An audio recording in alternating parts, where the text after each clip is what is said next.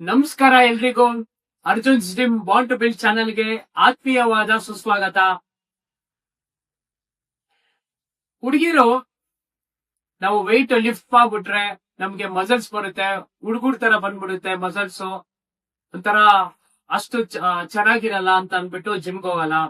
ಆಮೇಲೆ ಮನೇಲೆ ನಾವು ಎಕ್ಸರ್ಸೈಸ್ ಮಾಡ್ತೀವಿ, ಮನೇಲೆ ಎಷ್ಟೊಂದು ಕೆಲ್ಸಗಳಿರುತ್ತೆ, ಅಷ್ಟೇ ಸಾಕು ಅಂತ ಅನ್ಬಿಟ್ಟು ಯಾವ್ದಾದ್ರು ವಾಕಿಂಗ್ ಅದು ಇದು ಹೋಗ್ತಾರೆ, ಜಿಮ್ಗೆ ಹೋಗಿ ಎಕ್ಸರ್ಸೈಸ್ ಮಾಡಲ್ಲ. ಆಕ್ಚುಲಿ ಏನಂತಂದ್ರೆ ಹುಡುಗಿರಿಗೆ ಯಾವ್ದೇ ಕಾರಣಕ್ಕೂ ಹುಡುಗರ ತರ ಮಸಲ್ಸ್ ಬರಲ್ಲ.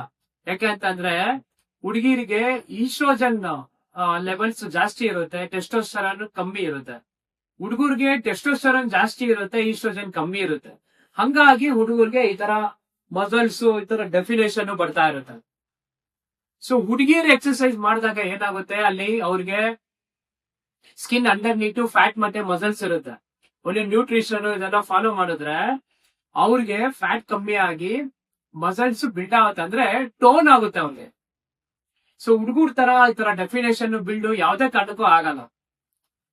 ಆಮೇಲೆ ಮನೆ ಕೆಲ್ಸನ ನೀಟ್ ಅಂತೀವಿ, ನಾನ್ ಎಕ್ಸರ್ಸೈಸ್ ಆಕ್ಟಿವಿಟಿ.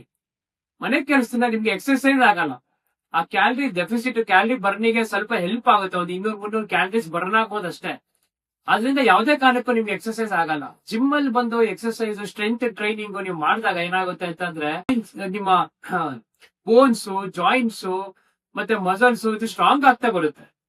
ನೀವಿಷ್ಟು ವಯಸ್ಸಾದ್ಮೇಲೆ ಒಂದು 30-35 ಇಯರ್ಸ್ ಆದ್ಮೇಲೆ back pain, knee pain, so ಇದೆಲ್ಲ ನಿಮ್ಗೆ ಆಗ್ತಿರಲ್ಲ. ಸೊ ಹಂಗಾಗಿ ಜಿಮ್ಗೆ ಹೋಗಿ ಎಕ್ಸರ್ಸೈಸ್ ಮಾಡಿ, ಸ್ಟ್ರೆಂತ್ ಟ್ರೈನಿಂಗ್ ಮಾಡಿ, ವೆಯ್ಟ್ ಟ್ರೈನಿಂಗ್ ಮಾಡಿ. Thank you.